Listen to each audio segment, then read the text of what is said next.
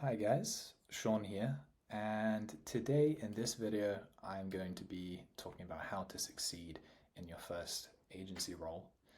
I've got 7 points that I want to get across to you, but before we jump into that, I'll tell you a little bit about myself and why I am worthy to give that advice. I originally started out traveling, across the world. I graduated from university. I didn't want to be stuck in a 9 to 5, so I went to Asia, spent some time there, a couple years teaching English, and then as being a freelance copywriter on the side.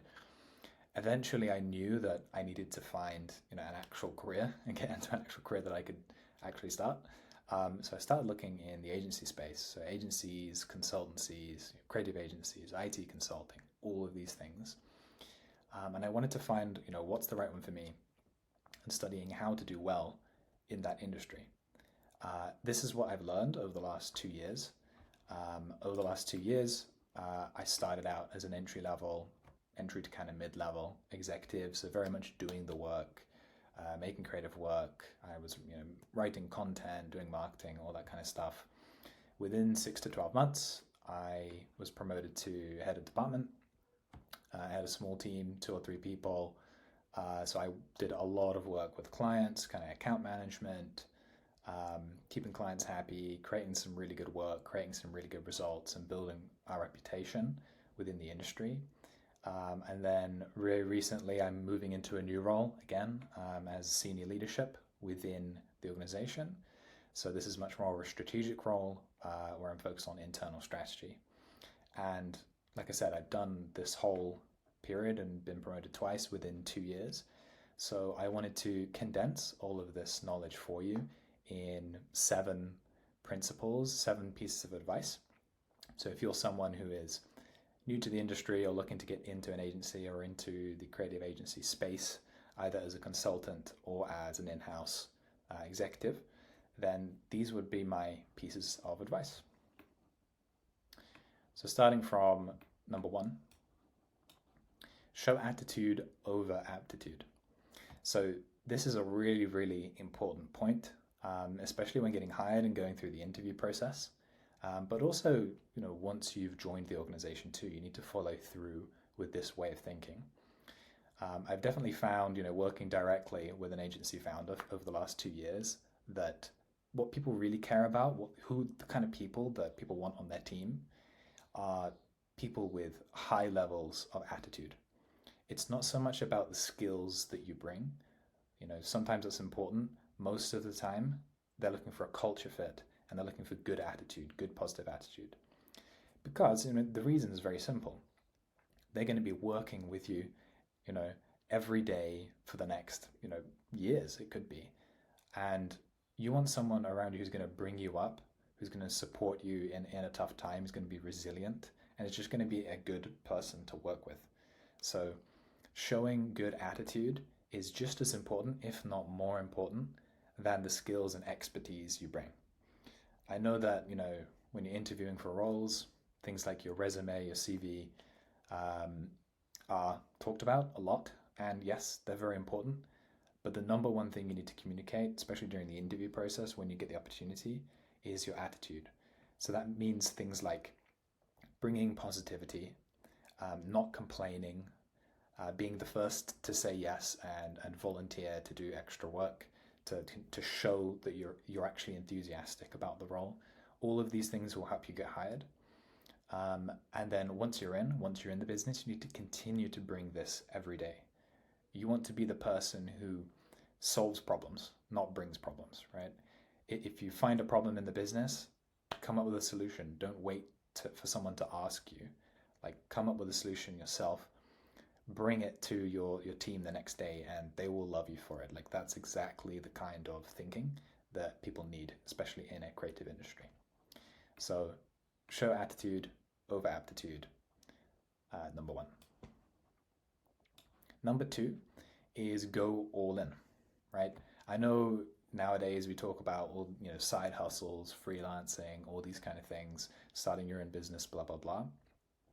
If you really want to make progress in something, you have to go all into that thing. That's just how the world works. Your attention, your time, it's all limited. And if if you're writing a book and you're trying to start 3 different types of businesses and you're listening to 10 different podcasts, and you want to work in this niche and that niche, you're just going to be all over the place. You're not going to get anything done. You're much, much better off removing all those distractions and just focusing on your one thing, and take 6 months to just master that thing. So when I first joined the organization that I am at right now, I started as a content writer, actually. So, I was doing some freelancing. I freelanced for them, later went in-house. But the only thing I did for maybe 3 to 6 months was writing content. And I got pretty good at writing that content. I eventually, moved into a different role and got different responsibilities because I could do the writing, right? I finished the thing that I was there to do, and I just focused on that one thing. And then because I did that, it was clear to the founder that I could do other things as well. I've shown the expertise in one area, therefore it's known that I could repeat it in another. If you join and you 2 weeks later after joining, you get distracted from your main responsibility by trying to pick up all these other pieces, you're not going to progress, right? You need to climb this ladder before you can, climb the next one. So go all in on your main responsibility. Don't take on multiple jobs and all this kind of stuff. Just focus on your one thing and you'll progress incredibly quickly. So that's number 2. Number 3, say yes to everything for the first 6 months. And this sounds like it's counterintuitive, compared to the previous point.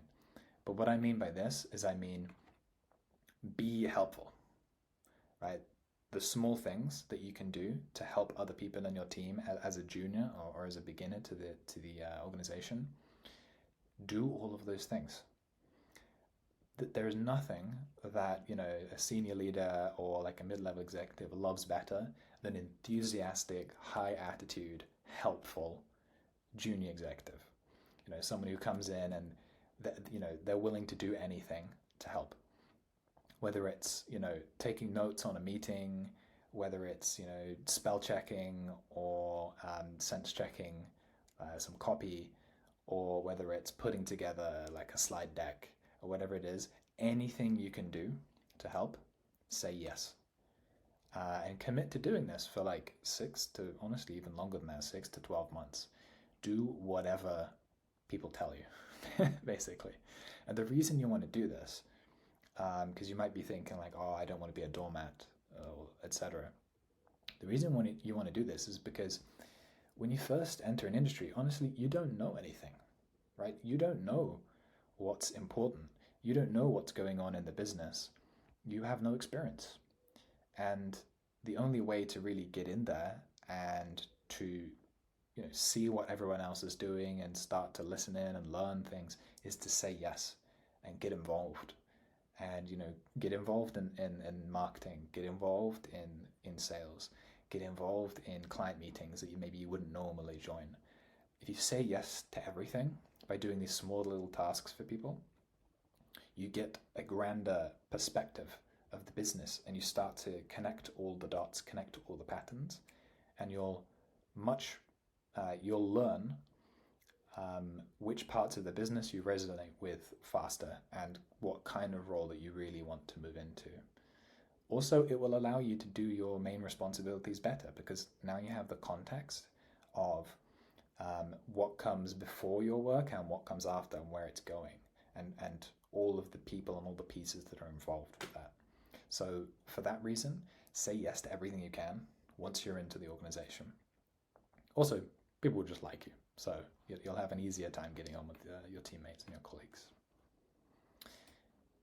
So the next point is own up to your mistakes and don't repeat them. This is just really, really important.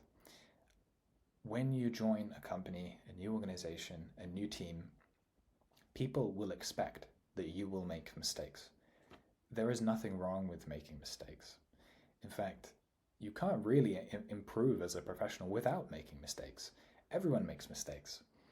The difference between someone who is like okay and decent versus someone who is really great and just a high level professional is that the high level professionals don't repeat their mistakes. That's the difference. They learn. Um, you know, there's nothing wrong with, you're going to make a bunch of mistakes, right? You're gonna say the wrong thing in a meeting. You're gonna make errors in your writing. You're gonna make spelling mistakes. These are all kind of minor things. You're gonna make major mess ups. You're gonna make decisions which you probably shouldn't have made. You're gonna completely miss things. It's going to happen. Expect it to happen, but approach it with the mindset that when it happens, I'm going to own up to it. I'm going to take accountability, and I'm not going to repeat that mistake ever again. And if you bring that mindset to it, you'll make the mistakes quickly. You'll get them out of the way, and then when you actually rise up in ranks and you become more of a kind of mid-level or senior level executive, you'll have made all of the mistakes. You'll have learned from all of them, and people will look at you and think, "Oh wow, like how come you never mess up on anything?" It's because they didn't see all the 10,000 mistakes you've already made and learned from. So that's how you progress and get better. It's not that you don't make mistakes, it's that you learn from them and you don't repeat them. That's very important. And a big thing about that is taking notes. So the next step is taking notes in meetings. I kind of wrote down just because that's important, but take notes in general. So one thing that you'll see is that a lot of people these days, they're using like AI note takers, and it's kind of making them lazy a little bit, like especially if you do a lot of online calls, like you're a remote business. There's a lot of AI note takers going on, but they miss things, man. They're not perfect. And taking notes, even if it's just like a couple words on the important bits, it trains you to pick apart and separate the important parts of the work from the parts that are not important. They actually teach you how to pay attention in the meetings and pick out particular details.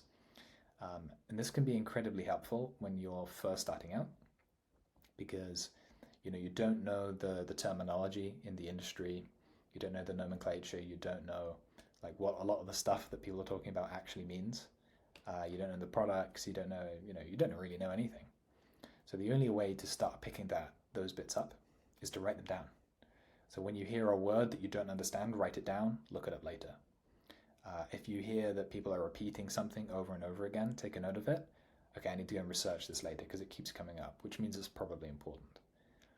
Take this kind of approach, into your next meetings, and after a couple of weeks, you're going to be progressing a lot faster. The next step is to remove your ego. Now, people talk about ego. People have many different opinions about what ego means and whether it's good or bad. I don't really want to dive into that here. But the point that I'm making is that when you're new to something, you can't really afford to have too much of an ego. If you think too much of yourself, if you make these claims about big claims, big expectations, even if you don't tell anyone, if you make them onto yourself, you're only going to disappoint yourself. Because of what I said earlier about you making mistakes, things like that. Like, you can't afford to have an ego when you're first starting in a new career. The best thing you can do is remove all of your ego, accept that you don't know anything. I think it was Socrates that said something along the line, I'm butchering the quote, but something along the lines of, I don't know anything, but the only thing I know is that I know nothing at all. That definitely applies when you're starting a new career. Just embrace that. Embrace being the new guy or the new gal. And people will give you a lot of slack because they know you're new. So you can come in and you can make mistakes and you can say the wrong things and you can ask questions, and people won't mind at all, right? You can come in and you can ask those questions. And you've got maybe 6 months, a 6-month period, like a grace period, where you can just ask the stupidest questions. And You can get things wrong, and it's okay. Embrace that. While you've got that kind of get out of jail free card, remove your ego completely. Be the new person and be like, yeah, I'm new here. Sorry, I don't understand that. Could you help explain that? Could you clarify this for me? What does this word mean? Remove your ego. You're not here to change the world, at least not in the next 6 months. So come in, ask the questions, remove your ego. That's the way you're going to learn. That's the way you're going to progress quickly. And that's exactly what I did when I joined. And finally, be vocal about your career ambitions and take your career into your own hands, because ultimately, no one else is going to do it for you, right? You're the only one who actually really cares about your career and your work. Other people will help you. Other people will work with you. If you're lucky and your employer, wants to sit down and talk to you about this, that's amazing. That's great. But it's not their responsibility. The only person whose career is your responsibility is you. And so if you never think about the kind of role that you want, what kind of compensation you want, the timelines that you want it in, the skills that you want to learn, training you want to take, if you're not actively thinking about these things, then they're probably not going to happen, right? Like, be honest with yourself. Are you actually thinking about these things? Maybe in the first couple months, you're getting into the business, you're getting used to things. After a little while, you got to think to yourself, okay, what do I actually want? Because no one's going to make that decision for you. So take a handle of it, do your research, go and find people who are in roles, more senior roles, ask them questions, try and figure out what your path should be. And I can't give you, a very specific answer on that, because it really depends on what kind of person you are. But take into account the types of work that you like doing, the kind of personality you have, the kind of talents you have, and start exploring these different areas. The sooner you can understand exactly what kind of career path that you want to take, the better, because now you have a checklist of things which you need to hit, and you can actually create that plan, and you can work with your employer on that, or your manager, and you can create a plan for the future, and then you can actually create a career for yourself, right? Rather than this just being another job, you can actually create a future, and that's really, really exciting, right? That's why we actually start and move into these new roles and all that kind of stuff. So those are the 7 things. I'll summarize them really quickly. Show attitude and aptitude, right? When you're getting hired, when you're doing interviews, but carry that over into the role, into the first 6 months and onwards. Bring positivity. Look for opportunities. Go all in, no distractions, right? If you get the role, this is your role now. At least for the first 6 to 12 months, focus 100% of your efforts on this. No side hustles, none of that crap. Thirdly, say yes to everything you can within that role for the first 6 months. Just say yes. Don't even think about it. If someone says, do you want to come to this place? Do you want to attend this meeting? Say yes to everything you can reasonably do. Next, own up to your mistakes. Don't repeat them. You're going to make mistakes. It's completely fine. Just take a note of it, learn why it happened, and do your utmost not to repeat that mistake. Take notes in meetings. Take notes in general. Write things down, especially when you don't understand something. Write it down, research it later. Over time, you'll learn, and you'll be just as comfortable as everyone else. Remove your ego. Embrace being the new guy, right? You've got a 6-month kind of get out of jail free card. Use it while you can. Ask all the questions. Be okay being stupid, or appearing stupid, right? No one actually cares. No one's judging you. Be that guy, at least for the first little while you're learning things. And finally, take your career into your own hands, because no one else is going to do it for you. So with those 7 things, that's essentially what I did in order to promote twice within 2 years in the organization. I believe that if you do those 7 things, you can too. So I hope you enjoyed the video, and I'll see you in the next one.